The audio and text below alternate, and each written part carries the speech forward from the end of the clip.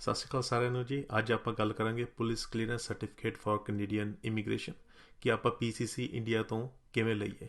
ਇਹ ਬੜਾ important topic ਹੈ ਕਿਉਂਕਿ ਕਈ ਲੋਕੀ ਇਹਦੇ ਵਿੱਚ ਗਲਤੀਆਂ ਕਰਦੇ ਆ ਅਤੇ ਉਹ ਜਦੋਂ ਫਾਈਲ ਸਬਮਿਟ ਕਰਦੇ ਆਪਣੀ ਲੈਸੇ ਪਰਮਾਨੈਂਟ ਇਮੀਗ੍ਰੇਸ਼ਨ ਦੀ ਤਾਂ ਉਹਦੀ ਇਸ ਗਲਤੀ ਕਰਕੇ ਉਹ ਫਾਈਲ ਉਹਨਾਂ ਦੀ ਰਿਟਰਨ ਹੋ ਜਾਂਦੀ ਹੈ।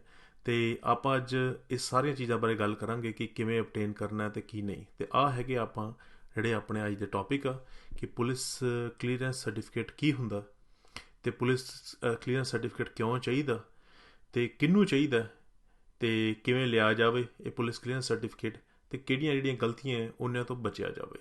ਸੋ ਆਪਾਂ ਇਹਨਾਂ ਸਾਰੀਆਂ ਚੀਜ਼ਾਂ ਬਾਰੇ ਗੱਲ ਕਰਾਂਗੇ ਤਾਂ ਮੇਰੇ ਨਾਲ ਪਲੀਜ਼ ਬਣੇ ਰਹੋ ਅਤੇ ਆਪਾਂ ਇਹਦੇ ਵਿੱਚ ਡਿਟੇਲ 'ਚ ਗੱਲ ਕਰਾਂਗੇ।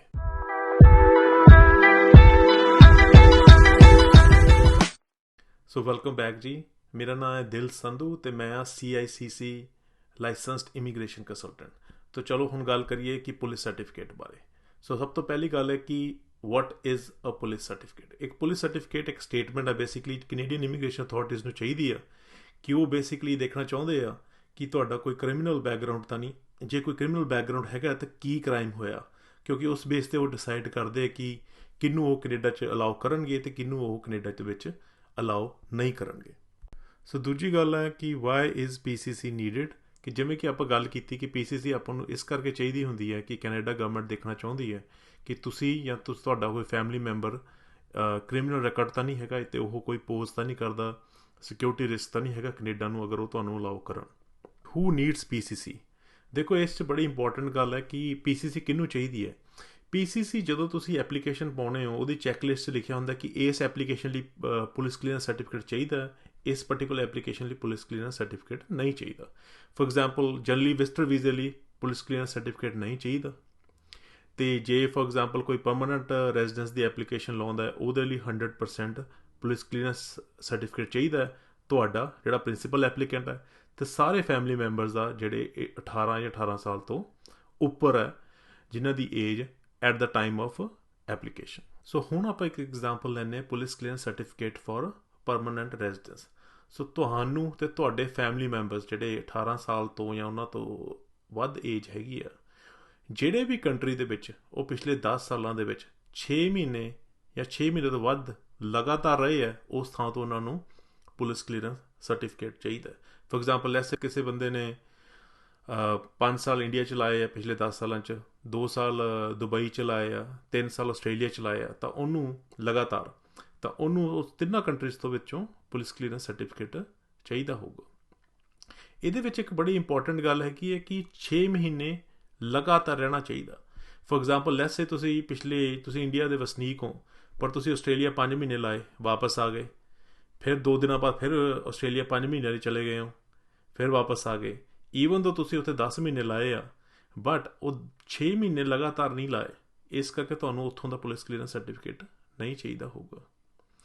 ਦੂਜੀ ਗੱਲ ਹੈ ਕਿ ਮਾਈਨਰਸ ਲਈ ਨਹੀਂ ਚਾਹੀਦਾ। ਫੋਰ ਐਗਜ਼ਾਮਪਲ ਕੋਈ ਬੱਚਾ ਹੈਗਾ ਉਹ ਪੇਰੈਂਟਸ ਨਾਲ ਆਸਟ੍ਰੇਲੀਆ ਲੈਸੇ 10 ਸਾਲ ਰਹਿ ਕੇ ਆਇਆ ਪਰ ਉਹਦੀ ਉਮਰ ਤੁਹਾਡੀ ਟਾਈਮ ਆਫ ਐਪਲੀਕੇਸ਼ਨ ਉਹ ਹਜੇ 18 ਸਾਲਾਂ ਦਾ ਨਹੀਂ ਹੋਇਆ ਤਾਂ ਉਹਨੂੰ ਪੁਲਿਸ ਕਲੀਅਰੈਂਸ ਸਰਟੀਫਿਕੇਟ ਨਹੀਂ ਚਾਹੀਦਾ। ਤੀਜੀ ਗੱਲ ਫੋਰ ਐਗਜ਼ਾਮਪਲ ਉਹਨਾਂ ਨੇ ਇਹ ਵੀ ਲਿਖਿਆ ਕਿ ਪਿਛਲੇ ਲਾਸਟ 10 ਸਾਲਾਂ 'ਚ, ਪਰ ਕੀ ਪਤਾ ਜੇ ਤੁਸੀਂ ਫੋਰ ਐਗਜ਼ਾਮਪਲ ਕੋਈ ਬੰਦਾ ਦੁਬਈ 20 ਸਾਲ ਪਹਿਲਾਂ ਰਹਿੰਦਾ ਸੀ, ਉਹ ਹੁਣ 15 ਸਾਲਾਂ ਤੋਂ ਇੰਡੀਆ ਵਾਪਸ ਆ ਗਿਆ, ਉਹਨੂੰ ਵੀ ਪੁਲਿਸ ਕਲੀਅਰੈਂਸ ਸਰਟੀਫਿਕੇਟ ਨਹੀਂ ਚਾਹੀਦਾ। ਦੂਜੀ ਗੱਲ ਇੰਪੋਰਟੈਂਟ ਹੈਗੀ ਆ ਕਿ any time spend in Canada ਤੁਹਾਨੂੰ ਪੁਲਿਸ ਕਲੀਅਰੈਂਸ ਨਹੀਂ ਚਾਹੀਦਾ। ਫੋਰ ਐਗਜ਼ਾਮਪਲ ਜਿਹੜੇ ਬੱਚੇ ਸਟੱਡੀ ਵੀਜ਼ੇ 'ਤੇ ਆ ਜਾਂ ਵਰਕ ਪਰਮਿਟ 'ਤੇ ਕੈਨੇਡਾ ਦੇ ਵਿੱਚ ਹੈਗੇ ਆ ਉਹਨਾਂ ਨੂੰ ਪੁਲਿਸ ਕਲੀਅਰੈਂਸ ਸਰਟੀਫਿਕੇਟ ਨਹੀਂ ਚਾਹੀਦਾ at the time of application. So ਹੁਣ ਆਪਾਂ ਗੱਲ ਕਰਦੇ ਕਿ ਕਿੱਦਾਂ ਅਬਟੇਨ ਕੀਤਾ ਜਾਏ ਪੁਲਿਸ ਕਲੀਅਰੈਂਸ ਸਰਟੀਫਿਕੇਟ। ਇਹਦੀਆਂ ਜਿਹੜੀ ਕੰਪਲੀਟ ਇੰਸਟਰਕਸ਼ਨਸ ਹੈਗੀਆਂ ਉਹ IRCC ਦੀ ਵੈਬਸਾਈਟ 'ਤੇ ਹੈ, immigration refugees and citizenship Canada, government of Canada the website 'ਤੇ ਹੈ। ਜਿਹੜਾ ਆਹ ਲਿੰਕ ਹੈਗਾ ਜਿਹੜਾ ਤੁਸੀਂ ਦੇਖ ਰਹੇ ਹੋ ਸਕਰੀਨ 'ਤੇ, ਇਹ ਮੈਂ ਡਿਸਕ੍ਰਿਪਸ਼ਨ 'ਚ ਵੀ ਪੇਸਟ ਕਰ ਦੂੰਗਾ, ਤੁਸੀਂ ਉਹਨੂੰ ਫੋਲੋ ਕਰ ਸਕਦੇ ਹੋ ਅਤੇ ਡਿਟੇਲ ਲੈ ਸਕਦੇ ਹੋ। ਜੇ ਮੈਂ ਇਸ ਨੂੰ ਕਲਿੱਕ ਕਰਾਂ ਅਤੇ ਇਹ ਸਾਨੂੰ ਵੈਬਸਾਈਟ 'ਤੇ ਲੈ ਜਾਂਦਾ। ਇਹਦੇ ਵਿੱਚ ਲਿਖਿਆ ਹੋਇਆ ਹੈ ਕਿ ਕਿਵੇਂ how to get a police certificate. So ਜਿਹੜੇ ਵੀ ਕੰਟਰੀ ਤੋਂ ਪੁਲਿਸ ਸਰਟੀਫਿਕੇਟ ਚਾਹੀਦਾ ਹੈ ਉਹਦੀਆਂ ਪ੍ਰੋਪਰ ਇੰਸਟਰਕਸ਼ਨਸ ਮਿਲ ਜਾਣਗੀਆਂ। ਹੁਣ ਆਪਣੇ ਕੇਸ 'ਤੇ ਆਪਾਂ ਗੱਲ ਕਰਦੇ ਸੀ ਇੰਡੀਆ ਤੋਂ ਕਿਵੇਂ ਪੁਲਿਸ ਕਲੀਅਰੈਂਸ ਸਰਟੀਫਿਕੇਟ ਲਿਆ ਜਾਏ, ਅਤੇ ਮੈਂ ਆਹ ਪਹਿਲਾਂ ਡਰੋਪ ਡਾਊਨ 'ਤੇ ਜਾਣਾ, ਉੱਥੇ ਮੈਂ ਸਭ ਤੋਂ ਪਹਿਲਾਂ ਇੰਡੀਆ ਸਿਲੈਕਟ ਕਰੂੰਗਾ। ਇੰਡੀਆ ਸਿਲੈਕਟ ਕਰਨ ਤੋਂ ਬਾਅਦ ਜਦੋਂ ਮੈਂ ਇਸ ਨੂੰ ਕਲਿੱਕ ਕਰੂੰਗਾ find out how to apply, ਤਾਂ ਮੈਨੂੰ ਇਹ ਇੱਕ ਇਸ ਵੈਬ ਪੇਜ 'ਤੇ ਲੈ ਜਾਂਦਾ ਕਿ how to get a police certificate from India. Now ਜੇ ਤੁਸੀਂ ਆਪਾਂ ਇਹਦੇ ਵੈਬਸਾਈਟ 'ਤੇ ਦੇਖਦੇ ਹਾਂ ਕਿ ਇਹ 'ਚ ਲਿਖਿਆ ਹੈ ਕਿ ਇੰਡੀਆ ਤੋਂ ਜਿਹੜਾ ਸਰਟੀਫਿਕੇਟ ਉਹਦਾ ਕੀ ਨਾਂ ਹੈ, ਉਹਦਾ ਨਾਂ ਹੈ ਜੀ ਪੁਲਿਸ ਕਲੀਅਰੈਂਸ ਸਰਟੀਫਿਕੇਟ। ਜੇ ਹਰ ਕੰਟਰੀ ਦਾ ਇੱਕ ਡਿਫਰੈਂਟ ਨਾਂ ਹੁੰਦਾ, ਕੋਈ ਇਹਨੂੰ ਪੁਲਿਸ ਸਰਟੀਫਿਕੇਟ ਕਹਿੰਦੀ ਹੈ, ਕੋਈ ਪੁਲਿਸ ਕਲੀਅਰੈਂਸ ਸਰਟੀਫਿਕੇਟ ਕਹਿੰਦੇ, ਕੋਈ ਹੋਰ ਕਿਸੇ ਡਿਫਰੈਂਟ ਨਾਂ ਨਾਲ ਇਹਨੂੰ ਦੱਸਿਆ ਜਾਂਦਾ ਹੈ, ਪਰ ਜਿਹੜਾ ਇੰਡੀਆ ਤੋਂ ਮਿਲਦਾ ਉਹਦਾ ਨਾਂ ਹੈ ਪੁਲਿਸ ਕਲੀਅਰੈਂਸ ਸਰਟੀਫਿਕੇਟ। ਫਿਰ ਅੱਗੇ ਕੁਐਸਚਨ ਆ ਜਾਂਦਾ ਕਿ ਹਾਊ ਟੂ ਅਪਲਾਈ।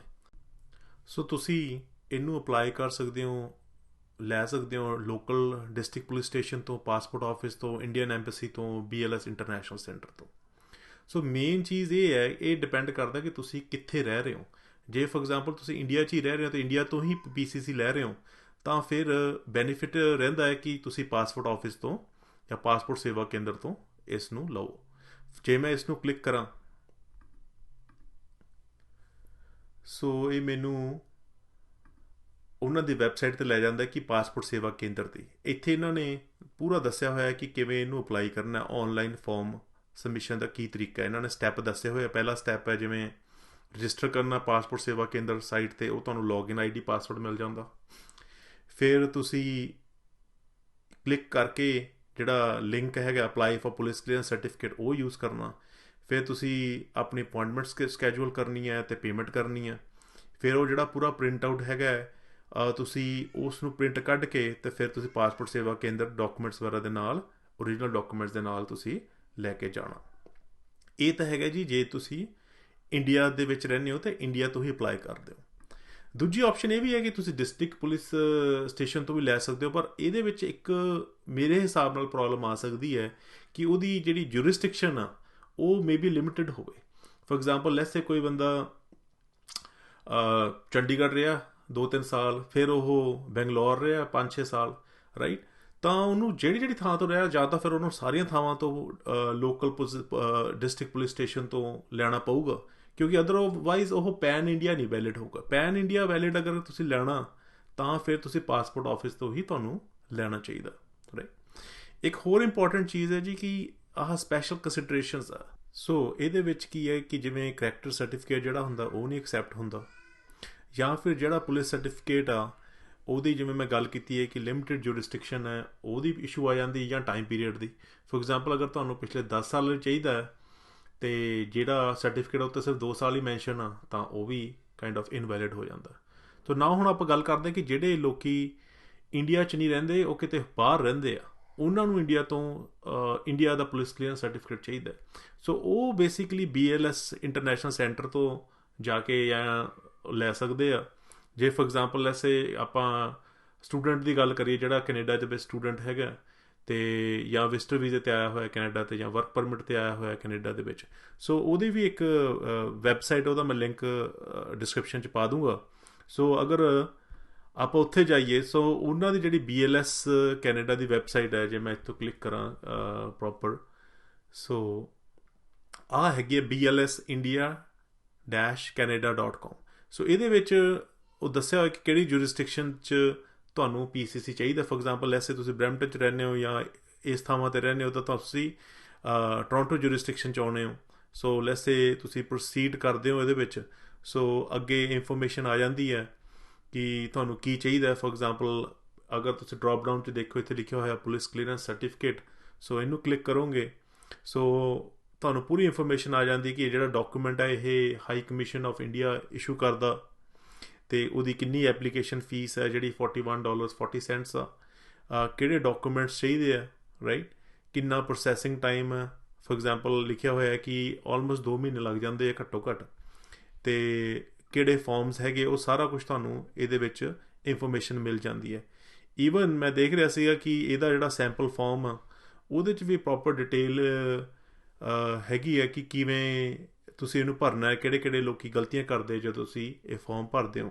ਸੋ ਬੜਾ ਕਾਫੀ ਡਿਟੇਲਡ ਹੈਗਾ ਮੇਰੇ ਹਿਸਾਬ ਨਾਲ, ਅਤੇ ਇੱਥੇ ਨਾਲ ਇਹਦੀ ਚੈੱਕਲਿਸਟ ਆ ਕਿ ਤੁਸੀਂ ਕਿਹੜੀ ਚੀਜ਼ਾਂ ਜਿਹੜੀਆਂ ਹੈਗੀਆਂ ਉਹਦਾ ਧਿਆਨ ਰੱਖਣਾ ਅਤੇ ਉਹ ਨਾਲ ਅਟੈਚ ਕਰਨੀ ਹੈ। ਸੋ ਇੱਦਾਂ ਤੁਸੀਂ ਜੇ ਤੁਸੀਂ ਕੈਨੇਡਾ ਦੇ ਵਿੱਚੋਂ ਔਨ ਸਟੇਟਸ ਤੁਹਾਨੂੰ ਇੱਥੋਂ ਇੰਡੀਆ ਦਾ PCC ਚਾਹੀਦਾ, ਤਾਂ ਤੁਸੀਂ BLS ਇੰਟਰਨੈਸ਼ਨਲ ਤੋਂ ਤੁਸੀਂ ਜਾ ਕੇ ਲੈ ਸਕਦੇ ਹੋ। ਸੋ ਕਮਿੰਗ ਬੈਕ ਟੂ ਜਿਹੜਾ ਨੈਕਸਟ ਜਿਹੜਾ ਟੌਪਿਕ ਹੈਗਾ ਉਹ ਹੈਗਾ ਕਿ ਜਿਹੜੀਆਂ ਗਲਤੀਆਂ ਲੋਕੀ ਨਾਰਮਲੀ ਕਰਦੇ ਆ।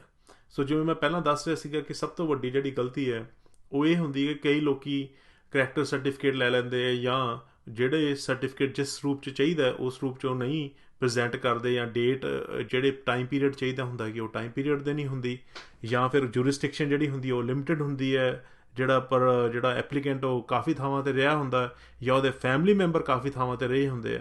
ਸੋ ਉਸ ਕਰਕੇ ਉਹਨੂੰ ਬਿਲਕੁਲ ਧਿਆਨ ਦੇਣਾ ਚਾਹੀਦਾ ਕਿ ਕਿਹੜਾ ਪੁਲਿਸ ਸਰਟੀਫਿਕੇਟ ਉਹ ਲੈ ਰਿਹਾ। ਦੂਜੀ ਚੀਜ਼ ਜਿਹੜੀ ਸਭ ਤੋਂ ਇੰਪੋਰਟੈਂਟ ਹੈਗੀ ਹੈ ਜੀ, ਇਹਦੇ ਵਿੱਚ ਲੋਕ ਜਿਹੜੀ ਗਲਤੀ ਕਰਦੇ ਆ ਉਹ ਹੈਗੀ ਹੈ ਵੈਲਿਡਿਟੀ ਦੀ, ਰਾਈਟ। ਸੋ ਜੇ ਤਾਂ for the country where you currently live, for example ਆਪਾਂ ਗੱਲ ਕਰੀਏ ਕਿ ਜੇ ਤੁਸੀਂ ਇੰਡੀਆ ਦੇ ਵਿੱਚ ਹੀ ਰਹਿ ਰਹੇ ਹੋ, ਤੁਹਾਨੂੰ ਇੰਡੀਆ ਤੋਂ ਹੀ PCC ਚਾਹੀਦਾ। So at the time of the application, let's say ਤੁਸੀਂ ਪਰਮਾਨੈਂਟ ਰੈਜ਼ੀਡੈਂਸ ਦੀ ਫਾਈਲ ਲਾ ਰਹੇ ਹੋ ਆਪਦੀ ਅਤੇ ਆਪਦੇ ਸਾਰੇ ਫੈਮਿਲੀ ਮੈਂਬਰਸ ਦੀ, ਅਤੇ ਤੁਹਾਡੀ ਜਿਹੜੀ PCC ਐਕਸਪਾਇਰ ਨਹੀਂ ਹੋਣਾ ਚਾਹੀਦਾ, ਅਤੇ ਉਹ ਪਿਛਲੇ 6 ਮਹੀਨਿਆਂ ਦੇ ਵਿੱਚ ਹੋਣਾ ਚਾਹੀਦਾ, ਉਹ ਉਦੋਂ ਵੈਲਿਡ ਹੋਣਾ ਚਾਹੀਦਾ। ਸੋ 6 ਮਹੀਨੇ ਤੋਂ ਉੱਪਰ ਉਹਦਾ ਟਾਈਮ ਨਹੀਂ ਗਿਆ ਹੋਣਾ ਚਾਹੀਦਾ। ਫॉर ਐਗਜ਼ਾਮਪਲ ਜੇ ਤੁਸੀਂ ਜੂਨ 30 ਨੂੰ ਫਾਈਲ ਲਾਉਣੀ ਹੈ 2023 ਦੀ, ਤਾਂ ਉਹ ਪਿਛਲੇ 6 ਮਹੀਨਿਆਂ ਦੇ ਵਿੱਚ ਜਿਹੜਾ ਤੁਹਾਡਾ PCC ਹੈ ਉਹ ਇਸ਼ੂ ਹੋਇਆ ਹੋਣਾ ਚਾਹੀਦਾ। ਸੋ ਦੂਜੀ ਗੱਲ ਹੁੰਦੀ ਹੈ ਕਿ ਜੇ ਤੁਸੀਂ ਕਿਸੇ ਹੋਰ ਕੰਟਰੀ 'ਚ ਇਸ ਟਾਈਮ ਰਹਿ ਰਹੇ ਹੋ, ਫॉर ਐਗਜ਼ਾਮਪਲ ਮੈਂ ਲੈ ਸਕਦਾ ਕਿ ਜਿਵੇਂ ਕਈ ਸਟੂਡੈਂਟਸ ਹੁੰਦੇ ਇੱਥੇ ਸਟੱਡੀ ਪਰਮਿਟ 'ਤੇ ਆਏ ਹੁੰਦੇ, ਵਰਕ ਪਰਮਿਟ 'ਤੇ ਆਏ ਹੁੰਦੇ ਆ, ਜੇ ਉਹਨਾਂ ਨੂੰ ਇੰਡੀਆ ਦਾ PCC ਚਾਹੀਦਾ ਹੈ ਤਾਂ ਉਹ BLS ਇੰਟਰਨੈਸ਼ਨਲ ਤੋਂ ਲੈ ਸਕਦੇ। ਅਤੇ ਜੇ ਉਹ ਤੁਹਾਡਾ PCC ਈਵਨ 2 ਸਾਲ ਪੁਰਾਣਾ, ਬਟ ਤੁਸੀਂ ਕਦੀ ਉਹ 2 ਸਾਲ ਇੰਡੀਆ 'ਚ ਨਹੀਂ ਗਏ, right, after you obtain that PCC from India, ਉਹ ਤਾਂ ਵੀ ਵੈਲਿਡ ਰਹਿੰਦਾ, ਰਾਈਟ। ਬਟ ਬਸ਼ਰਤੇ ਕਿ ਜਦੋਂ ਤੁਸੀਂ ਉਹ PCC ਲਿਆ ਸੀ ਤੁਸੀਂ ਉਦੋਂ ਇੰਡੀਆ ਦੇ ਵਿੱਚ ਨਹੀਂ ਸੀ, ਰਾਈਟ। ਦੂਜੀ ਗੱਲ ਹੈ ਕਿ ਤੁਸੀਂ ਇੰਡੀਆ ਦੇ ਵਿੱਚ ਦੁਬਾਰਾ ਨਹੀਂ ਗਏ PCC ਲੈਣ ਤੋਂ ਬਾਅਦ। ਜੇ ਤੁਸੀਂ ਈਵਨ ਇੱਕ ਦਿਨ ਲਈ ਗਏ ਹੋ, ਮੇਰੇ ਹਿਸਾਬ ਨਾਲ ਉਹ ਜਿਹੜਾ PCC ਹੈ ਉਹ ਇਨਵੈਲਿਡ ਹੋ ਜਾਂਦਾ, ਰਾਈਟ। ਸੋ ਇੱਕ ਬੜੀ ਇੰਪੋਰਟੈਂਟ ਗੱਲ ਹੈ ਜਿਹਨੂੰ ਧਿਆਨ 'ਚ ਰੱਖਣਾ ਜ਼ਰੂਰੀ ਹੈ। ਤੀਜੀ ਚੀਜ਼ ਜਿਹੜੀ ਲੋਕੀ ਗਲਤੀ ਕਰਦੇ ਆ ਉਹ ਹੈਗਾ ਸਕੈਨਿੰਗ ਦੇ ਵਿੱਚ, ਰਾਈਟ। ਜਿਹੜਾ ਪੁਲਿਸ ਸਰਟੀਫਿਕੇਟ ਹੈ ਉਹ ਹਮੇਸ਼ਾ ਓਰੀਜਨਲ ਕਲਰ ਵਿੱਚ ਸਕੈਨ ਕਰਨਾ ਜਦੋਂ ਤੁਸੀਂ ਅਪਲੋਡ ਕਰਨਾ। ਕਈ ਲੋਕ ਕੀ ਕਰਦੇ ਆ, ਕਈ ਵਾਰੀ ਉਹਨੂੰ ਪਹਿਲਾਂ ਉਹਦੀ ਫੋਟੋ ਕਾਪੀ ਕਰ ਲੈਂਦੇ ਆ, ਫੋਟੋ ਕਾਪੀ ਕਰਨ ਤੋਂ ਬਾਅਦ ਫਿਰ ਉਹਦਾ ਸਕੈਨ ਕਰ ਲੈਂਦੇ ਆ, ਉਹ ਬਲੈਕ ਐਂਡ ਵਾਈਟ 'ਚ ਸਕੈਨ ਹੋ ਜਾਂਦਾ, ਉਹ ਜਿਹੜਾ ਜੀ ਉਹ PCC ਸਰਟੀਫਿਕੇਟ ਇਨਵੈਲਿਡ ਹੋ ਜਾਂਦਾ।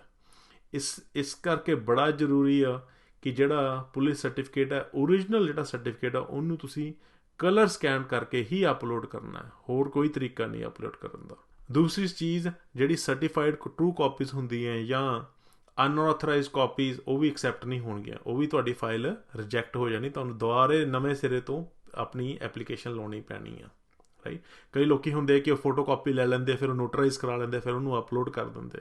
ਨਹੀਂ, ਪੁਲਿਸ ਜਿਹੜਾ ਸਰਟੀਫਿਕੇਟ ਹੈਗਾ ਉਹ ਕਲਰ ਵਿੱਚ ਹੀ ਸਕੈਨ ਕਰਨਾ ਹੈ ਅਤੇ ਉਹਨੂੰ ਉਸੇ ਕਾਪੀ ਨੂੰ ਹੀ ਤੁਸੀਂ ਅਪਲੋਡ ਕਰਨਾ।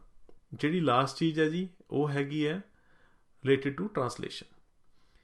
ਕੈਨੇਡਾ ਦੇ ਵਿੱਚ ਸਿਰਫ 2 ਹੀ ਓਫੀਸ਼ੀਅਲ ਲੈਂਗੁਏਜਿਸ ਆ, ਜਾਂ ਤਾਂ ਉਹ ਇੰਗਲਿਸ਼ ਹੈ ਜਾਂ ਫਰੈਂਚ ਹੈ। ਜੇ ਇਸ ਤੋਂ ਇਲਾਵਾ ਤੁਹਾਡਾ ਸਰਟੀਫਿਕੇਟ ਕਿਸੇ ਵੀ ਹੋਰ ਲੈਂਗੁਏਜ ਹੈਗਾ ਤਾਂ ਉਹਦੀ ਸਰਟੀਫਾਈਡ ਟਰਾਂਸਲੇਸ਼ਨ ਹੋਣੀ ਚਾਹੀਦੀ ਹੈ। ਸੋ ਸਰਟੀਫਾਈਡ ਟਰਾਂਸਲੇਸ਼ਨ ਲਈ ਆਪਾਂ ਇੰਡੀਆ ਤੋਂ ਗੱਲ ਕਰੀਏ ਤਾਂ ਫਿਰ ਜੇ ਤੁਹਾਡਾ ਫॉर ਐਗਜ਼ਾਮਪਲ ਜਿਹੜਾ ਪੁਲਿਸ ਸਰਟੀਫਿਕੇਟ ਉਹ ਪੰਜਾਬੀ 'ਚ, ਪਹਿਲਾਂ ਤਾਂ ਉਹਦੀ ਇੰਗਲਿਸ਼ ਟਰਾਂਸਲੇਸ਼ਨ ਹੋਣੀ ਚਾਹੀਦੀ ਹੈ, ਉਹ ਨੋਟਰਾਈਜ਼ ਹੋਣੀ ਚਾਹੀਦੀ ਹੈ।